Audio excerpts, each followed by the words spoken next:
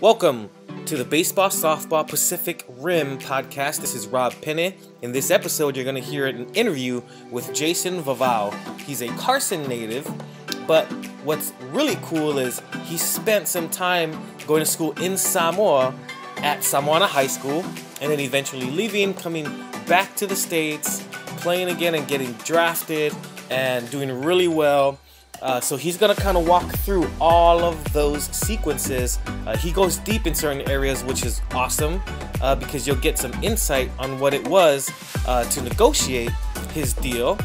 So without further ado, I'm just going to jump right in, have you enjoy Jason Vavao of Carson High School, drafted by the Cincinnati Reds. Hello? Hello, Jason. Hey, Rob, what's the boost? Yeah. Dude, thank you, man, for making some time, man, to go down memory lane. Oh, yeah, man, no problem. It'll be fun. How's everything? What was that? Can you hear me okay? Yeah, I can hear you now. Okay, cool. So let's start from the beginning, because, obviously I'll just be asking questions about baseball in general, and then eventually to where you're at and, what your perspective is on baseball, life after baseball and stuff, and how it's kind of helped shape you as a person. But I'd like to start from the beginning because, I'm sure that part of your story a lot of people don't know because, it's just you and your family. But I think what you've accomplished throughout your career, it would be helpful to chart from when you started. Does that make sense? Yeah. Yeah. All right, dude. So, yeah, tell us, how did you get started? How old were you? All right, so it started from when I was real young. My parents bought me one of those, big plastic bats with the little, like, wiffle ball kind of thing. And my dad always had a lot of friends come over, so they used to I was pretty good at hitting from the start. So they would, have their parties at the house and take turns pitching to me and watching me hit the ball in the house. And Carson or Long Beach? In Carson. Yeah, I grew up. I was born. Started out in Carson. We moved around a lot, but yeah, I was in Carson, and yeah, my whole family had played football. Everybody was a football player, and I happened to be the first baseball as of now, the only baseball player.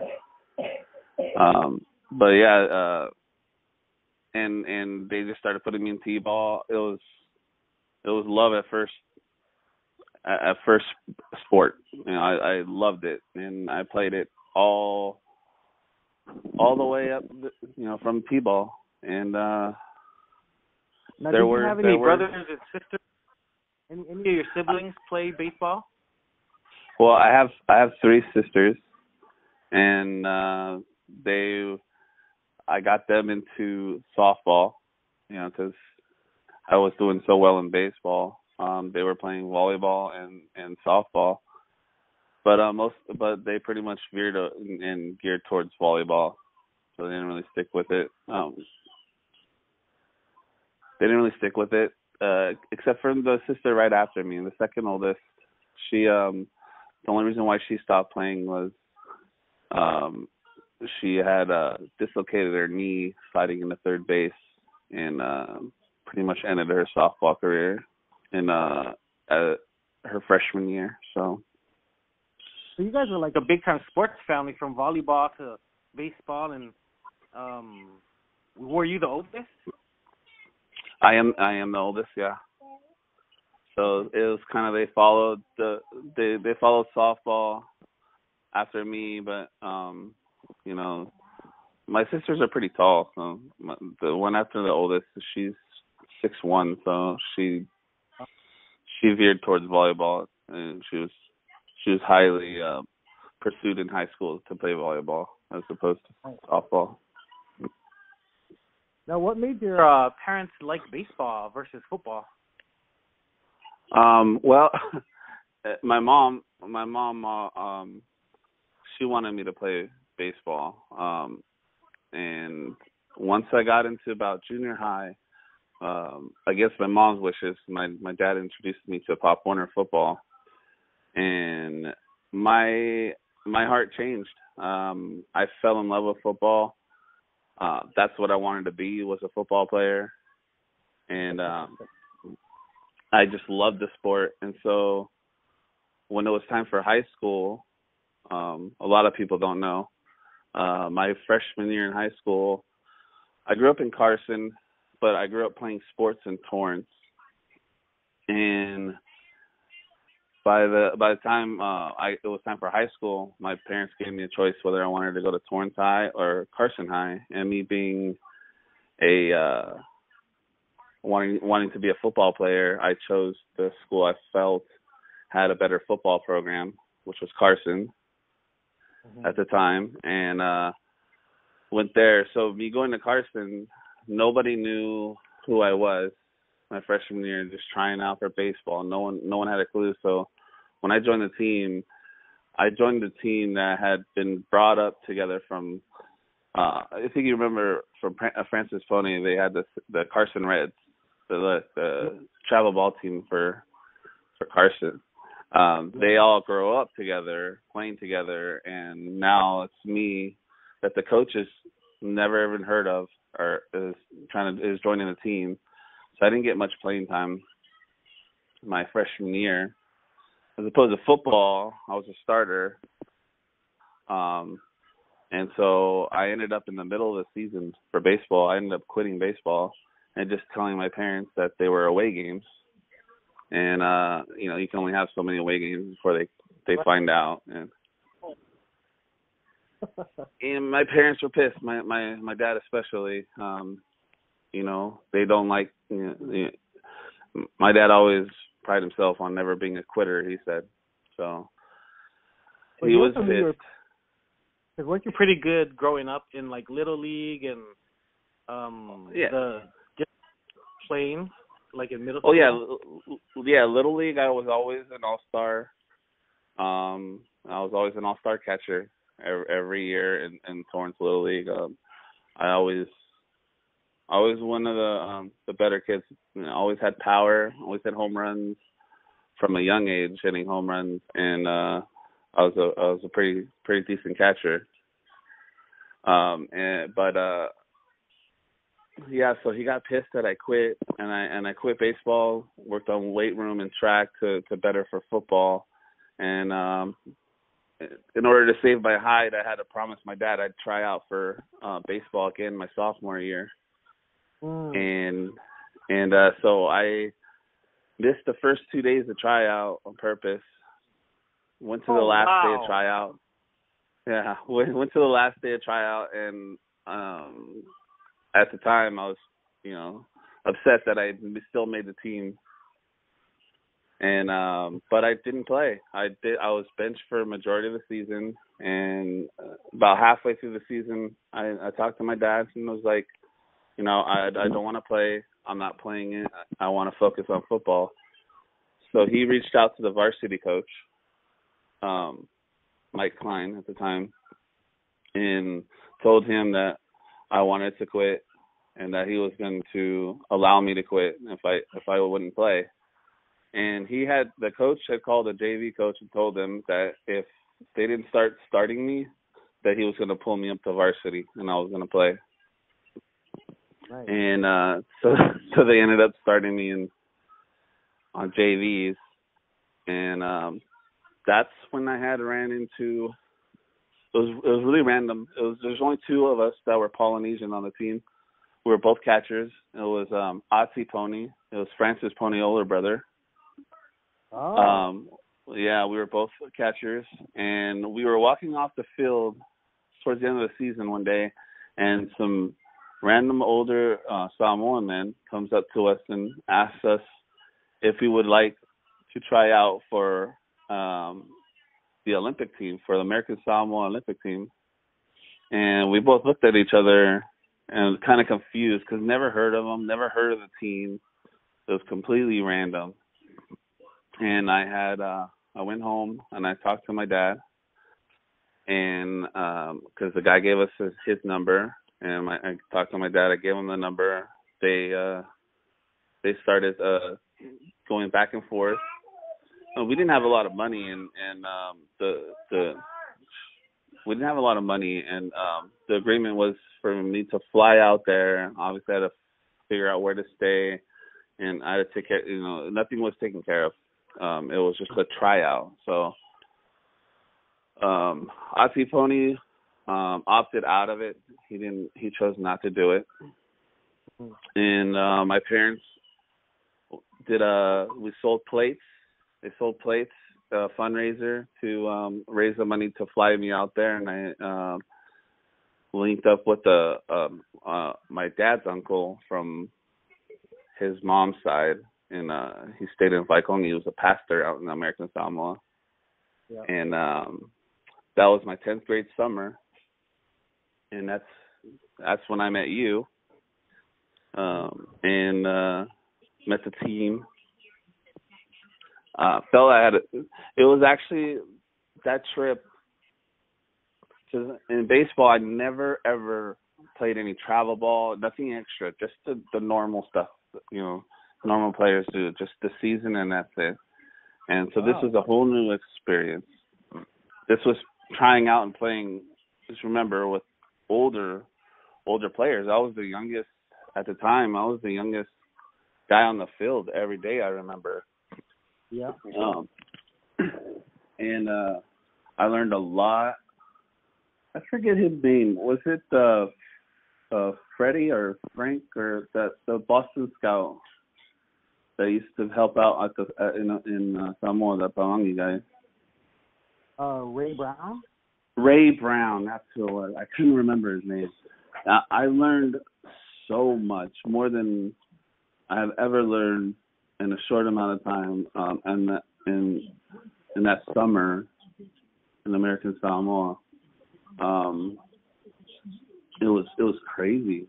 I was always taught I was being taught like a contact hitter, like a leadoff hitter. It was line drive, ground ball, and he totally flipped that around. He taught me about because of the power potential that I had. Line drive, fly ball kind of changed my swing. I ended up producing a lot more home runs. It was crazy. I learned so much. It was the best time I ever had. And I was a catcher, but I was always short and stocky. I was about 5'9", and that summer, I grew from about 5'9" to 6 foot, 6'1". I grew in that summer, from my sophomore summer. And because I stayed there in the summer, I also missed Hell Week in high school for football. So when I came back, the coach basically told me I couldn't play football, and I talked them into it because they needed a kicker. I always played linebacker, but I kicked as well. And so I got on the team then, back on the team because he didn't have a kicker. And basically he told me I had to choose. My baseball coach was fine with me playing both, but my football coach made me choose. And even though I loved football, I respected the fact that my baseball coach didn't make me choose. And so I chose baseball, and I quit football my junior year. Did you stay longer in Samoa and go to school there too, and then you left later, or did you just leave? That was another trip. My summer, my 10th grade summer, I tried out. My 11th grade year, the team came down to California. They came down to the States, and we toured all around Southern California playing junior colleges. Right. And that's actually the first time I was exposed to professional scouts. We were playing Orange Coast College, and I had hit like 2 home runs in the same game. I had like 10 RBIs, a grand slam, and a 3-run home run, all off a pitcher that I think I ended up going in the top 5 rounds that year in the draft. But all the scouts came and started talking to me, not realizing that I was a junior in high school. So then they stopped talking to me and started talking to my dad. But yeah, they realized. But that's when the first, the first time I was exposed to scouts was playing for the Olympic team. Yeah. Because I didn't have that exposure. I didn't play travel ball like everybody else. I just played the basic, just regular season. Right. But I think that's the time part of the whole thing of the story is that what you just shared is your exposure came at the next level with the national team. And the cool thing about that is Murph, because he had so many contacts, he made sure that people would come to watch the Samoan players. So Murph was super strategic in that. But that was the summer, right? And then what happened after summer? You went back to Samoa? Yeah, 12th grade year was 99, so that was the Oceania game started, and it was we were playing New Zealand at home in American Samoa. So that's so my junior year was we were here, and then my senior year was when I think the most recruiting we had Samoans from the States come join the team, and I ended up not being able to play against New Zealand because I wasn't eligible due to the fact that even though I'm half Samoan, that cleared one, but one of your parents or your grandparents had to be born in American Samoa, and my grandfather was, even though he ended up in American Samoa, he was actually born in Western Samoa. And so against my parents' will, I ended up making the decision of staying at the end of the Oceania games to go to school and become a resident so that I would be eligible for any future games. But yeah, I stayed for the first part of my senior year, since it didn't matter, I wasn't playing football anyways, and went to Samoana High, and then when it was at the end of the first half of my senior year, I ended up going back to Carson High to finish off my senior year. Cool. Okay, I had no idea you went to Samoana because that's where I graduated from 3 years before. Yeah. I was staying when I went the second time. I ended up staying with Saleh and Baki and Nuli, and they couldn't register me into Nuli Voltec because you can't transfer as a senior there, so they had me go to Samoana. That's gnarly, man. Yeah. So I mean, it was a crazy experience. It was awesome. I mean, just being able to make a decision to further my career, and I wanted to be eligible to play on the team. Because I knew that the Olympics were coming up, and that was beating New Zealand was only part of the way there on the road to the 2001 Olympics.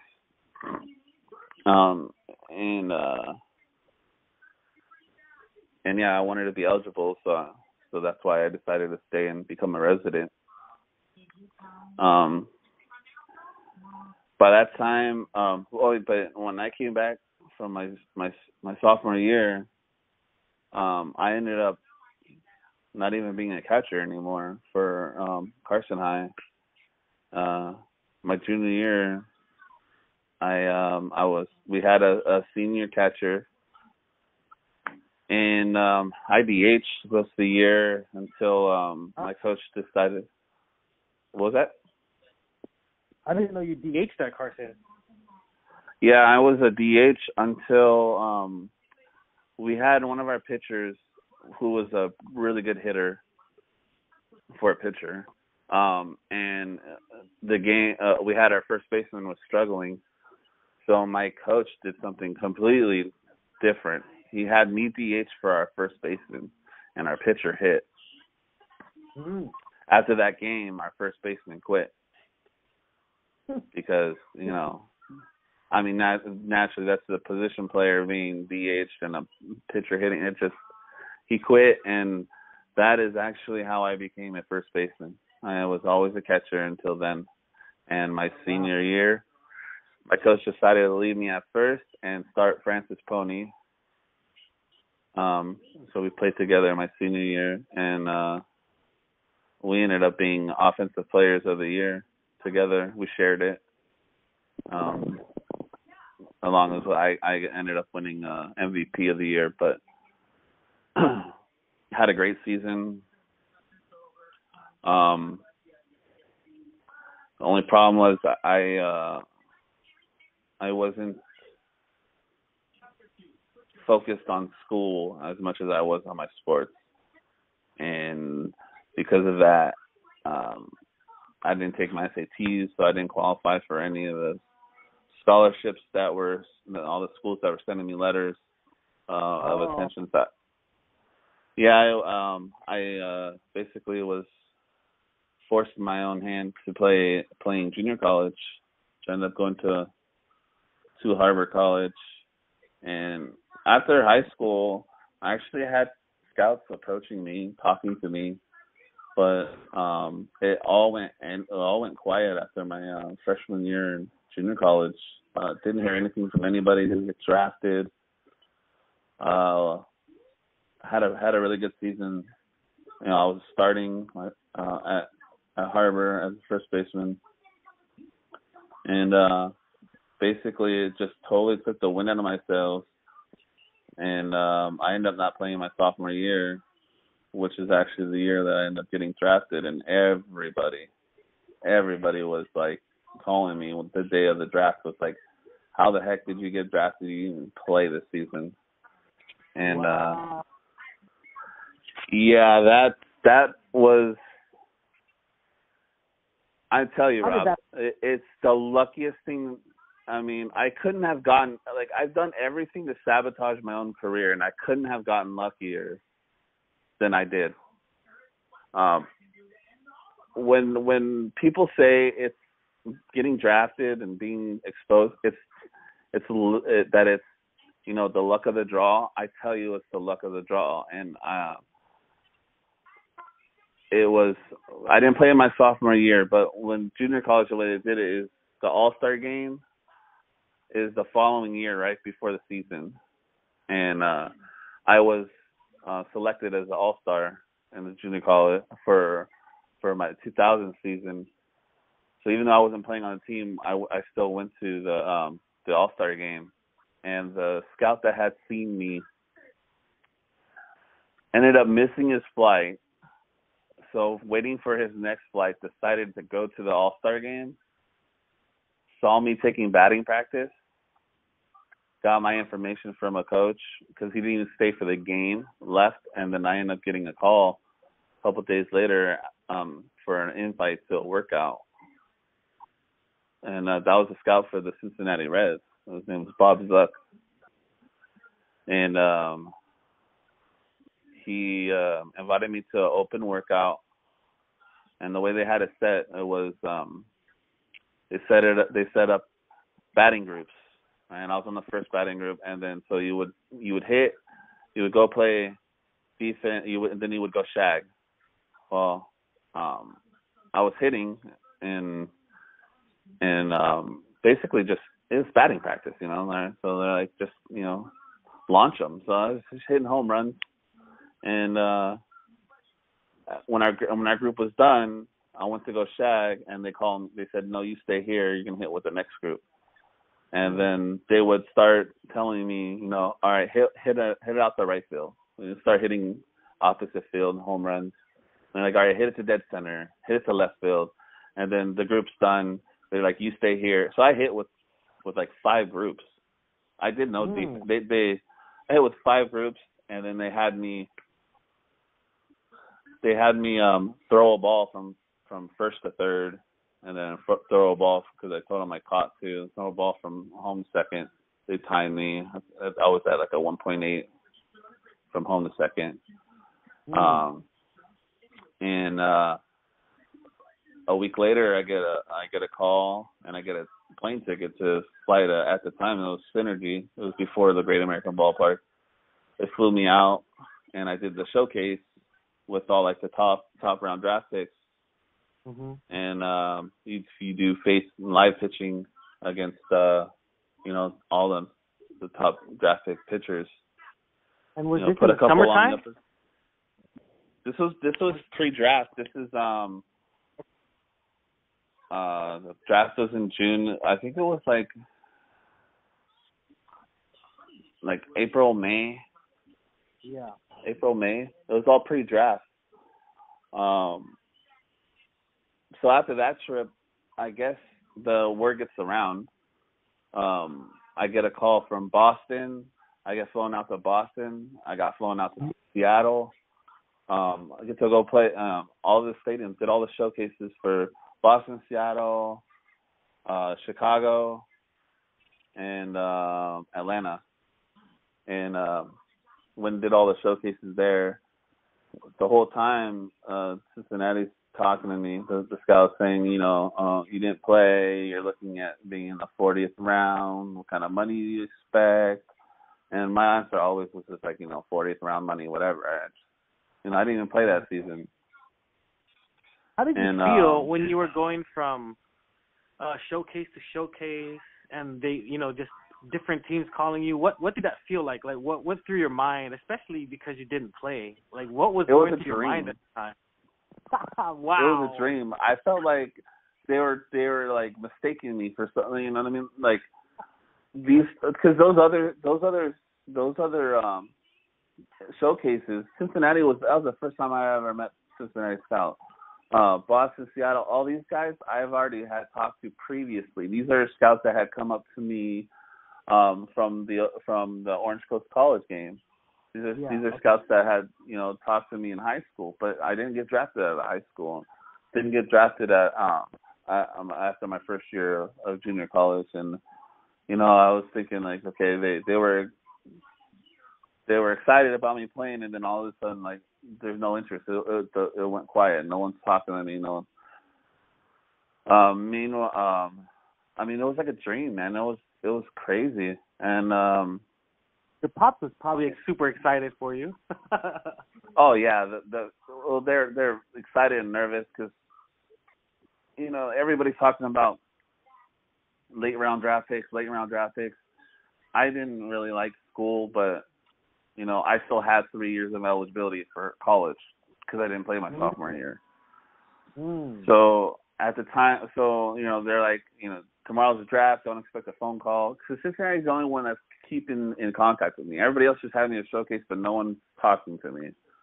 Okay. Cincinnati was the only team talking to me constantly, trying to fill me out. Basically what they were doing was just sizing me up for negotiations.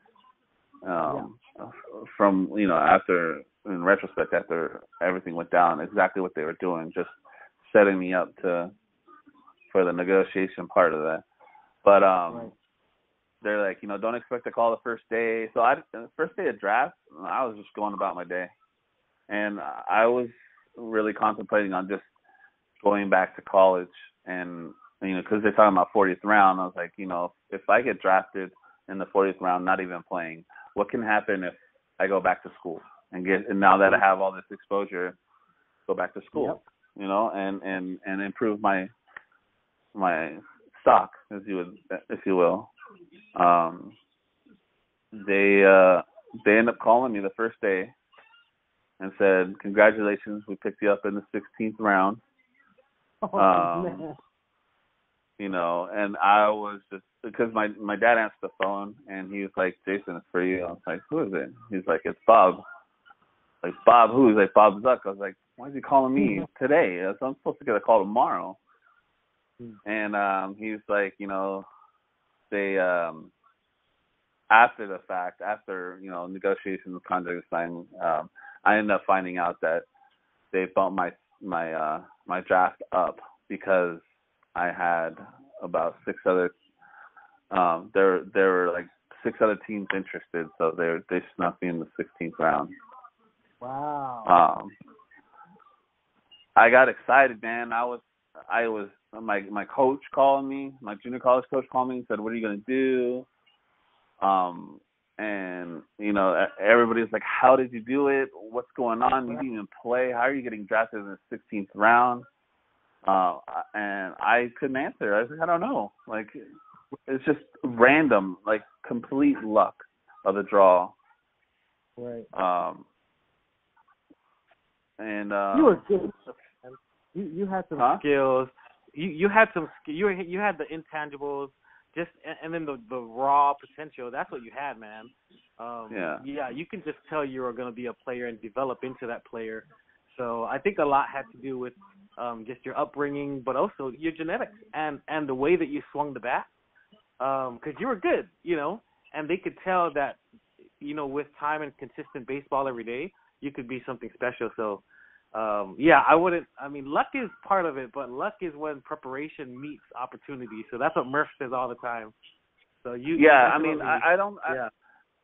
don't mean I didn't deserve or that my talent wasn't there. It's just you know what I mean. Like, I've seen some crazy talent out there, guys that deserve to be drafted, guys that deserve to be in the league, and they don't ever get exposed. They fall through the cracks. And so me seeing that, like, that's what I mean by luck is not that I didn't have the tools or wasn't, talented enough. It was just the fact that I've seen, especially in California, we play year round, you see a ton of talent. And a ton of talent that goes nowhere, goes unseen. So that's when it comes to scouts, they have like certain scouts for certain things. And, they have their middle infielders, their outfielders, their pitchers, and their power hitters. If the right scout doesn't see you, you could easily fall through the cracks. So, I've seen guys that deserve, more than capable of having success and at that level, not even get a chance because they just weren't seen right. Or you can have a bad game. Even if the right scout's there, you can have a bad outing, and it's just, there it is. Like, so that's what I mean by luck. I don't mean that I worked hard. And I didn't start really working hard until I started playing on the national team. That's when I really realized that, when I went up there and I was competing and I was playing at the level of grown men in college, and not saying I was excelling, but I was holding my own at that young age, I realized that, this could be something for me. And that's when I really started focusing. I totally took my focus off of football and went everything into baseball. All my workouts were baseball related. All my agility was baseball related, and I was done with football. What a journey, man! Man! So then, what happened after the scout called you? Like, what happened next? First phone call, I called Murph. I called Murphy Sua, and I wanted to know what to expect. How to negotiate. I wanted him, and he told me everything is negotiable. Don't settle. And he didn't want to. I felt like he was leaving himself like detached a bit because he wanted me to make my own decision. It's my life. Like, for him, he didn't want to give me any take any responsibility for anything, but he wanted to guide me, at the same time. But yeah, that was the first phone call I made was to Murph, to find out. And that negotiating process was that was rough. Wow, my really? My parents had no idea what to expect, or even weighed in at all. Basically, I'm a 19-year-old in charge of negotiating my future, and they set up an appointment, take me to a nice restaurant, my parents included, and there being 2 scouts. It was Bob Zuck, who was the one that actually scouted me, but he was training another scout, and he was actually the guy that got the credit from me, even though I didn't see him. Rex Delanunez, he got the credit, even though I didn't see him until contract, till they started negotiating contracts. But yeah, it was messy, man. It wasn't a pleasant thing. You know, they the whole time they're telling me 40th round and what kind of money should I expect, and I was like, just 40th round money. That's always what I said. Just I expect the money for the round that I go in. And we sit down in the restaurant. He's like, all right, you ready? He writes down a number on a napkin and slides it over to me. Like, really, like, kind of like what you would see in a movie is kind of what happened. Right. Writes it down on a napkin, sends it over to me. I look at it. It's $1,000. Oh my and God. I look at it. I look at him. I brought a box with me with all the letters from all the colleges. Texas A&M, USC, UCLA, like all these colleges that are sending me letters after my freshman year. And I didn't even know I didn't play my sophomore year, but my coach at my college holds all your letters your freshman year and gives them to you your sophomore year, because trying to keep you for 2 years, which I kind of thought was a little off, but it's whatever. So I ended up, like, when I got drafted, he sent me the box. I have all these letters from all these D1 schools. It's like, if I would have known I had these letters, I would have played my sophomore year. It's like, but so I have that with me, and I look at them, and I look at my parents and I say, all right, well, it's time for us to go. And my parents are all confused. The scout's like, what are you talking about? Like, I was like, this is what you offer me in the 16th round? Like, I have 3 years of school left. And I put the box on the table. It's like, those are D1 schools. Like, why am I going to 16th round for that? And I will go back to school. And if I don't even play my sophomore year and I get drafted in the 16th round, imagine I go back to school next year. What round do you think I go then? Right. Good for you. And so they're like, oh, what were you thinking? So, I'm young and dumb. First thing I was like, I want $1 million. Like, you want to shoot low? I'm going to shoot high. Good. And we ended up settling in the middle, somewhere in the middle, and because secretly I didn't want to go to school. My dream as a little kid was, I had a buddy, one of my buddies. We used to play, stickball together. Like, his mom's minivan, she hated it, but we used to use her rim of her tire as the strike zone, and we used to pitch to each other. He used to always be Chipper Jones. I used to always be Wade Boggs, and we would, from the little age. And it wasn't even that, because I wasn't exposed to baseball like that.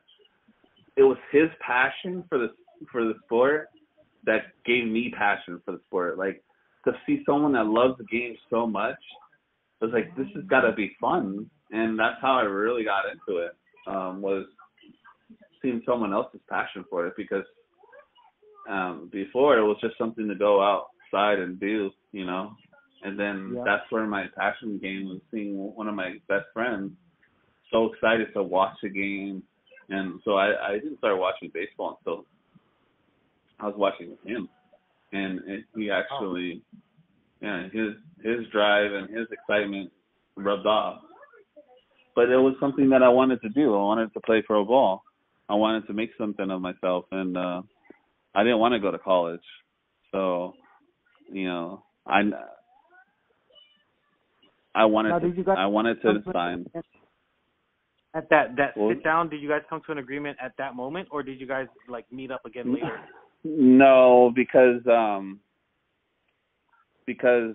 the negotiating tactics that he was using on that authorized is always his comeback was, I'm not authorized to give you that amount of money or to agree to that amount of money, blah blah blah, and I ended up sticking firm to a number and walking away and telling him, look, I'm going to play in a wooden bat league this summer, or play in a wooden bat league this summer. You guys are more than welcome to come watch if you need anybody else to see me play. But I'm going to go back to college. I'm going to go back to Harbor. I'm going to play, and I'm going to be in the top. I told him as I was walking on Thor, I'm going to be in the top 5 round draft pick at the end of this year. Nice. So they got in. They took my number, I guess, to the front office or whatever, and got it approved. Called me back, and luckily they didn't call my bluff because I didn't want to go back to school. But so they called me back, said congratulations, we'll be at your house tomorrow to sign the contract, and that's where it all. I can only imagine. Yeah, I can only imagine what your parents were thinking when you guys left that dinner. Like, what's going on? They were like, "Who are you?" Like, I never negotiated ever anything, like nothing. You know what I mean? Like, and I feel like, even looking back, like, yeah, I could have done better, but at that age and at that time in my life, to be able to negotiate like that was, I think, was pretty impressive. Oh yeah. On your own with no advisor, just. Yeah, my parents stayed out of it. They I tried to ask them for, when we were going back with the numbers, I try to like whisper in their ears, and they're like, whatever you think is right, son. Like, that's all they said. I was like, you ain't got nothing for me? Like, come on. But yeah, it was an experience, and I found out that I think the biggest reason why Murphy stayed out is, in order to help somebody, and then in that negotiating process, you become an advisor. Yep. And as an advisor, you are put on the contract, and you actually are paid part of the bonus. So you end up taking money away. So I think that too is one of the things that he was staying away for. But that year was a crazy year for my junior college. Another Samoan cat that I played with at Harbor, Charles Talanoa, was drafted that year. We were at Harbor together. There was six of us from my freshman year at Harbor College ended up playing professional baseball at the next level. It was amazing, but that's where my journey as a professional baseball player started, and it was just surreal.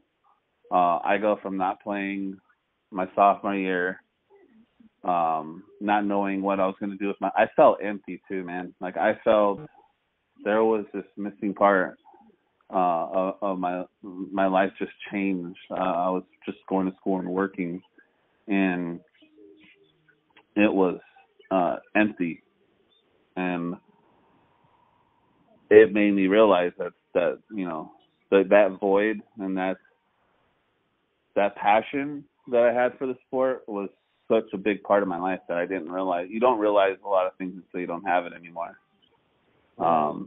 And it was something, that feeling I took with me throughout my whole professional career, to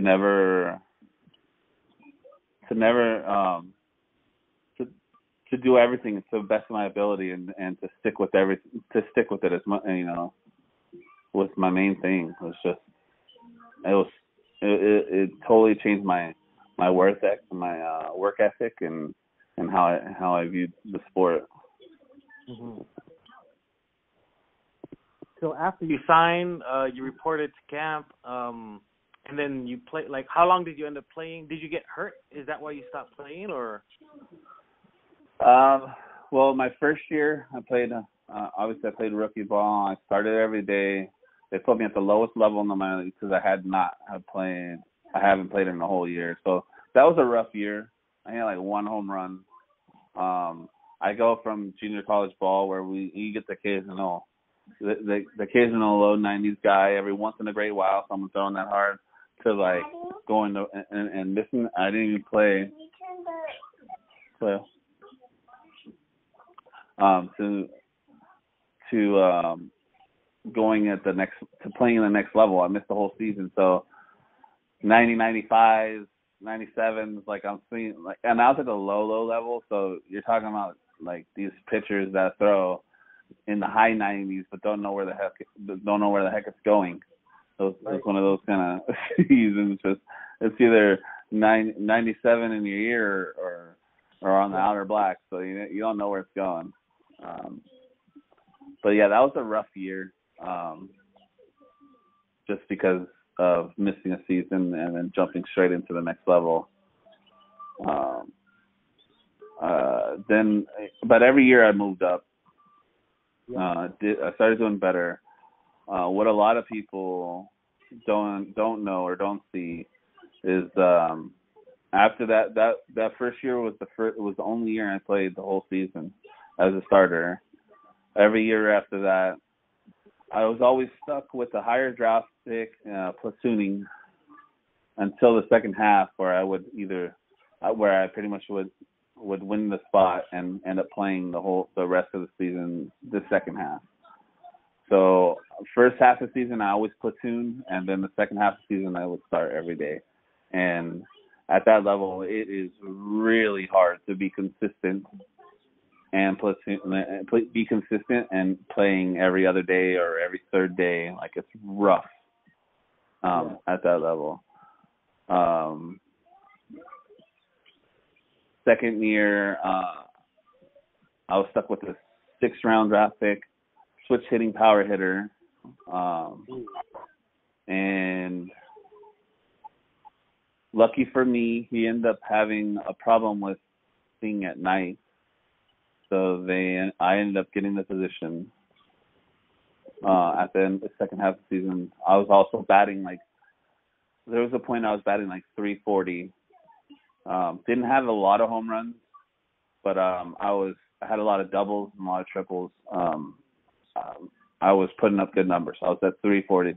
But what a lot of people don't know is my scout ended up visiting me towards the end of the season and saying, what are you doing? What's your problem? How come you're not hitting more home runs? You need to stand up and on the plate. You need to pull the ball. Telling me this crazy stuff. And so, I don't know any better. I'm a young player. I have no idea. I'm thinking this is what Cincinnati's telling me because my scout's telling me this, the scout that drafted me. I start doing it, and my batting average starts dropping. And it took until our hitting rover, one of the best hitting coaches I've ever worked with, was King Griffey Sr. Amazing guy. I was really worried about working with him because they all know he's going to have me standing straight up, bad like junior, but he was not that kind of hitter. He liked the wide stance, wide stance, low base, like right up my alley, and completely changed, my game. But when I started dropping, and it's easy to tell when you see someone going from hitting the ball right center on a line to just yanking everything foul and popping everything up. So yeah, he sat me down and asked me what was going on, and I was like, well, my scout told me that I wasn't hitting enough home runs, and that I wasn't going to go anywhere if I didn't start hitting home runs. He's like, you understand you were hitting like 340, like you're doing great. and I ended up saving it. I bet like 306 that year. But after that, if you look at like if you go to look stat numbers, which a lot of people like to do, I hit like 250, 270. One statistic that no one ever sees is if you take my first half where I platoon play every other day or every third day. If you take that first part of the season out and just calculate the numbers that I played the full second part of the season, I'm a 300 hitter every year when I play every day. And that's the number. Those are the numbers that no one ever sees because they only see your full season.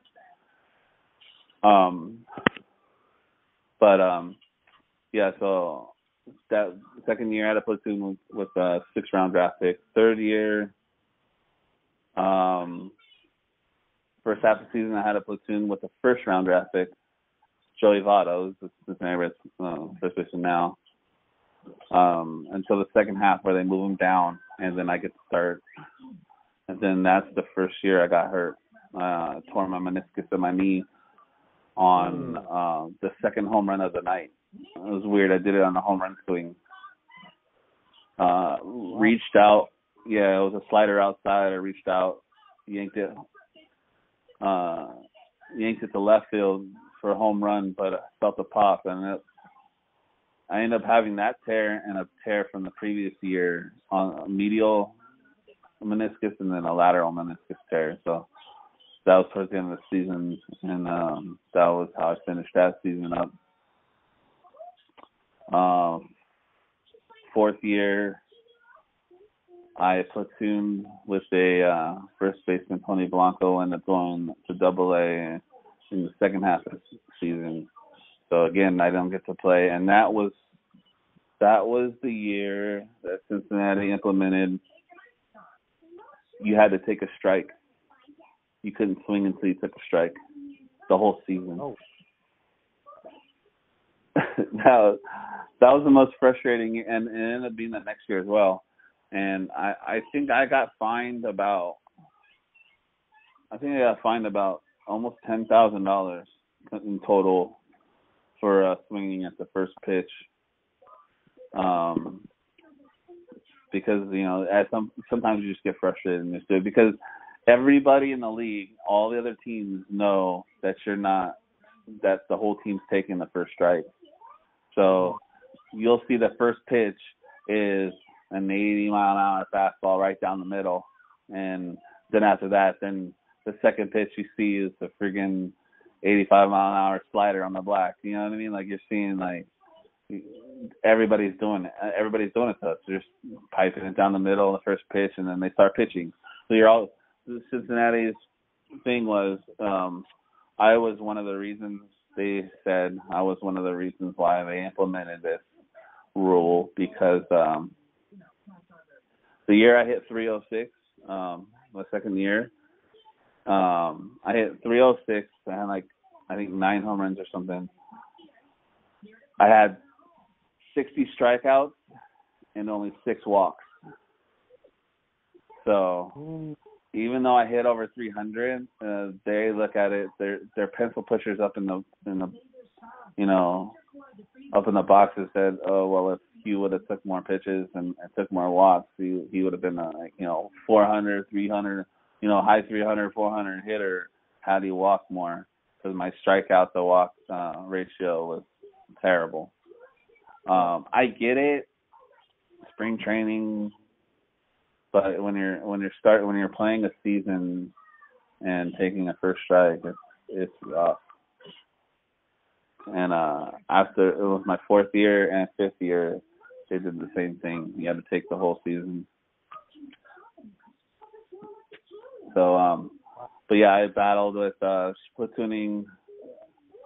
With my last 2 years was platooning with Joey Vavao. So what happened was, I was playing in the Carolina League, which is high A ball, and I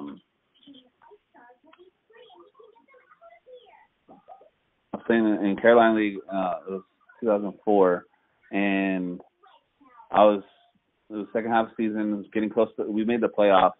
I was starting at first. I was hitting pretty well. Then we all get the news that Joey Vavao was moving up to play first base. And I'm like, great, all right, there goes my season. I'm done. And my manager comes up to me and says, all right, Joey Vavao's here, so go shack balls in the outfield. So go shack balls in the outfield, and he's in the infield with Fungo, and calls my name, and he hits me a fly ball. I'm like, what the heck? So I catch it, and I throw it in. He hits me 3 fly balls. And then when we go in after batting practice, he's like, all right, you're playing left field today. And I was like, what? I've never played outfield in my entire life, like in my entire career. I've never touched an outfielder's glove, let alone be in the outfield. Like, do you want to play? Do you want to hit? I'm like, yeah. He's like, well, you got to play left field.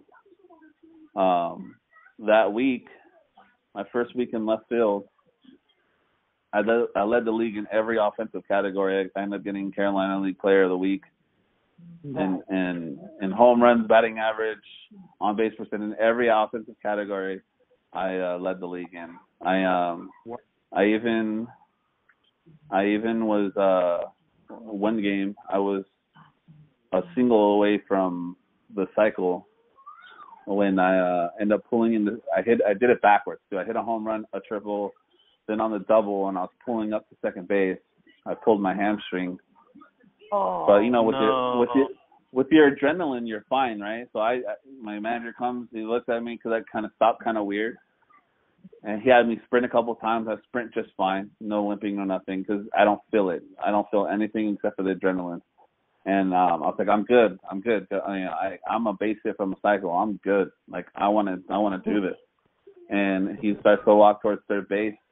Then he looks into the dugout and signals for a pinch runner, and I was pissed. But I had a pulled hamstring, but they still played me. I had to play left field with a pulled hamstring. They'd make me just because I was hitting. So after my third at bat, every game until my hamstring healed, they would pull me out and let someone else play to give my hamstring some rest, because that was at the end of the season and in playoffs. But that's when I started playing left field. And so at the end of the year, at the end of the season, the minor league director always comes to the field, to your, wherever you're playing, and he releases a list of people coming to instructional league. Instructional league is like in between regular season and spring training, kind of like fall ball, but it's not. They bring like the, I always thought it was punishment because I had always been invited to instructional league from the day the year I was drafted. Every year I went to instructional league, and part of it was because I missed that one season, and just to get better. And I really wasn't a true first baseman when I got drafted. Like, I've only played a part of my junior year and my senior year in high school. I was always a catcher, so they always had me at instructional league. And then that year, he comes in. His name was Tim Naring. Comes in, posts a list saying, these guys are going to instructional league. I look at the list. I'm not on it, and I go up to him like, look, I understand I'm not on the list. And he's like, yeah, you need to rest. You've been every year. I was like, problem is if I'm gonna be stuck playing with Vavao, then I want a chance to play every day. And since at the end of this year, you guys have me in left field, I want to go to instructional league to become a better outfielder, so that I have the best opportunity to play every day. So that's all I want to do. I wanted a season where I could play from day one to the end of the season and actually see what my, what my stats and what it would be like if I played a full season. And going to the instructional league, that's when I broke my hamate bone at the end of the last game of instructional league. I ended up breaking my hamate bone in my hand, and because that's so close to spring training, I missed spring training as well on my rehab, and that ended up being my last season. I showed up to spring training, but I only rehab. I did my surgery in California, but I did rehab because not only did I break my hamate bone, which previous to that I had a wrist injury, and I told them about it, and they said it's just a sprained wrist. Give me time. I went back to hit in that last game, and what I come to find out later is it wasn't a sprain I had. It was a torn ligament in my wrist, which hindered me from being able to grip the bat, and that's why I ended up breaking my hamate bone. So in the off season, I ended up having surgery on my wrist, and then I show up to season or spring training late, doing my rehab. At that time, I also have a baby on the way, and after my rehab and my assignment back to high A ball, which was the first time in my career that I repeated A level. I had every year before that I had moved up, from rookie to short season A ball to high A. I had moved up every year, but that was the first year that I had to repeat because of my injury. And I had a kid on the way. Had my daughter in the middle of the season. Went home for a week for the birth, and then came back. And at the end of that season, I decided that I was going to hang it up because the second half of the season, playing knowing that I had a daughter, a kid that's at home growing and changing, and I'm not around, it didn't sit well with me. So I didn't get released. I retired. I hung them up so I could be close to my daughter. And how were the injuries at that moment during that time? The injuries, I recovered fine. I played mostly left field that season because that season was the first full season that me and Vavao were on the same team the whole season. But yeah, I played left field most of the time. So I ended up platooning, but it was a different kind of platooning that year. I played left field, and then every third or fourth day, something around about, I would play first base and Vavao would DH, and then I would go back to the outfield. I also had an arm injury that never got taken care of. It was like my third year. They had diagnosed me with like a partial tear on my rotator cuff and my labrum. But at that time, I was just a first baseman, so I ended up talking my way out of surgery. And because it's like I'm a first baseman, I could throw to second. I still threw hard. And actually, the spring training where I got diagnosed with that was the year that I ended up at the end of the season getting moved to left field. And I also had to pitch that season in my only official game pitching, and I had like an 18 ERA. I gave up 2 runs in the 12th inning, 11th or 12th inning. But I threw like 97. Wow. So they were asking me if I would. They had implied, the pitching coordinator had implied about me working with him in the pins, and I respectfully declined because I didn't want to be a pitcher. Plus, my arm hurt like hell after every game. But yeah, it was a great experience. It was ups and downs. There were times where I wasn't even sure if I was going to play baseball, like obviously through the story. But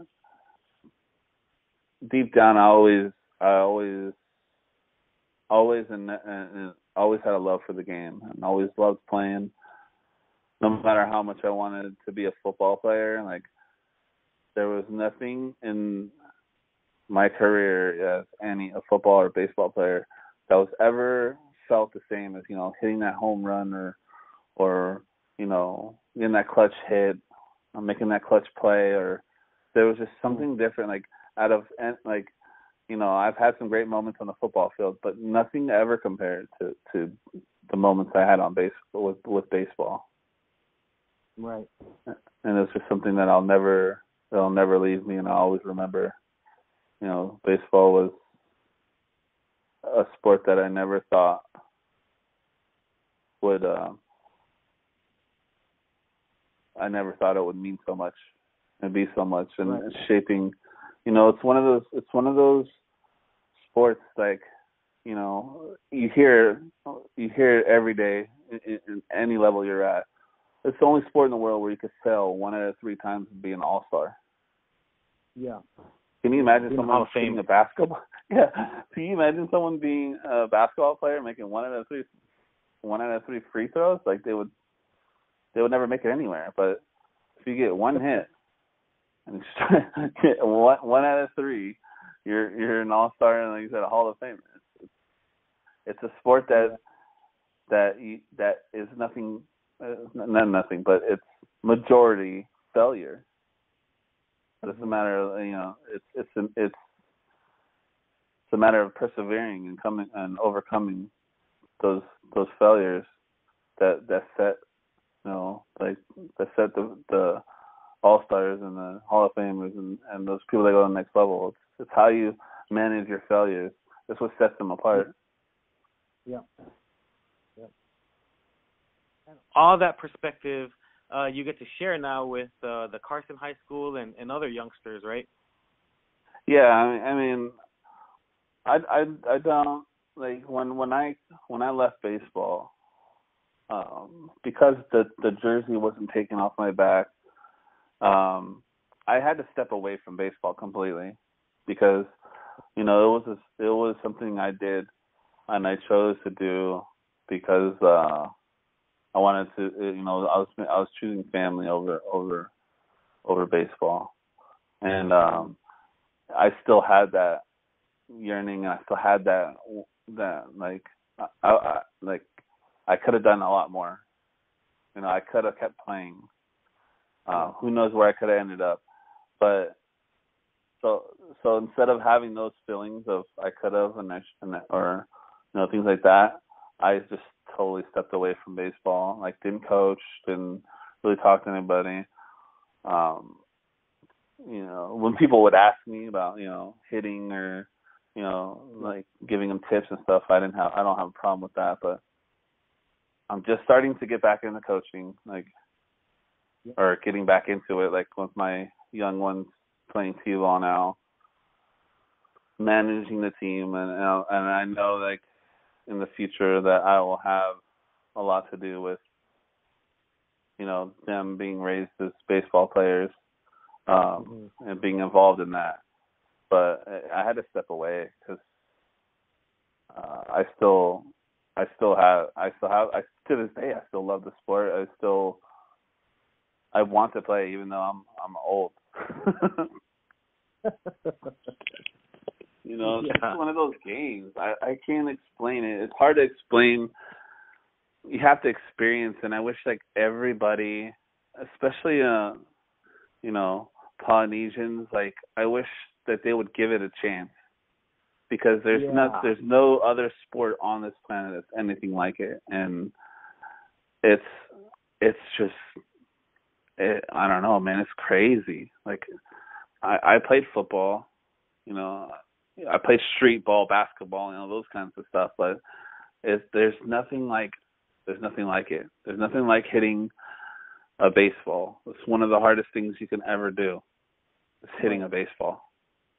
Like, the time, like, physically, if you think about it, the amount of time it takes you to see and recognize a pitch from when it leaves their hands to when it hits the catcher's glove, it's crazy what people what you're able to do and accomplish just by like, instinct and working on your craft and those kinds of things. Like you can do amazing things, and baseball is just it showed me a lot. It's helped. That's awesome, man. Yeah, and I think the Islanders that end up listening to your story, even the parents, now they'll be able to have a model to tell their kids and tell your story to their kids about how you just work hard, be faithful, and you never know what happens and who's watching, when you're playing. So it's important to always stay faithful and persevere. Because like Jason's story, he played and got drafted when he didn't even play a full season because somebody watched him at one All-Star game and said, he's got it. So I think your story and then your ups and downs during your pro ball is what's going to stand out and get people excited, especially the Islanders, to give it a shot, to try to experience that level of excitement and passion. So, and that's, obviously that's why I wanted to chat and get your story out there, because at the end of the day, these kids are not going to be able to visualize that until they actually hear it from somebody that's done it. So it now becomes a model that they can try to mimic and go after. It's amazing, man. And the thing is what I found that set me apart from people is a lot of it has to do with genetics. Like Polynesians, you're strong already. Like, yeah. I mean, it naturally built strong, strength, fast, like quick. Quick is always a thing. Like even the guys that play football, like the reason why they're so sought after, like in the Polynesian culture, is because they're quick. We're big, strong, and quick. And those are things you can easily apply to baseball. And you know what? The longevity of a baseball career compared to a football career is night and day. Night and day. Not taking anything away from football at all. Like, you love what you love and you play what you play, but give it a shot at least. Like, you'd be surprised. For example, the late Ephraim Skips that Francis had mentioned, he didn't play till his senior year. He gave it a shot. There was me, Francis, James Allo, and then Ephraim Skips play. Like, he just joined our senior year just because. But the kid hit bombs and never played a day in his life and just played senior year. No. Hit bombs. It's like natural talent. It's a big thing in Polynesian culture. Like a lot of us, natural talent, and you could apply that to whatever you want to apply that to. But there's no sense in limiting yourself to one sport. Like, touch them all, give them all a shot. You'll never know. Baseball could be things that comes easy. Yeah, baseball and softball with all the athletic girls. There's so many girls that are playing D1 right now. Polynesians killing it. Oh, yeah. Absolutely killing it. Oh, absolutely, yeah. My sisters were great at the sport. They just they played it. They were really good at it. But in the end, it all matters where your heart is. Yeah. It doesn't matter what you're doing. What if your heart's not into it, just because you're good at it, like, doesn't mean that you're gonna succeed. Because you need your heart into it, and that's one thing that I had to learn was I was lucky to have opportunities presented to me, but I was naturally talented at it. The problem with me was my heart wasn't always with it, and I didn't really shine until I applied myself and really put my heart and soul into the sport. And a lot of that didn't happen until I joined the national team and really saw something that I could make myself successful at it. Man, this is awesome, dude. This has been a great journey, man. It feels like I was watching a movie, man, a baseball movie. Yeah. Just hearing the story. It was crazy. It was a wild ride, man. I'll tell you. It definitely took a lot of twists and turns, but I don't regret it.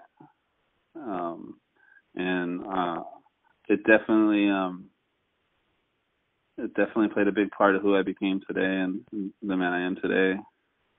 Yeah. Awesome, dude. Well, appreciate you, man.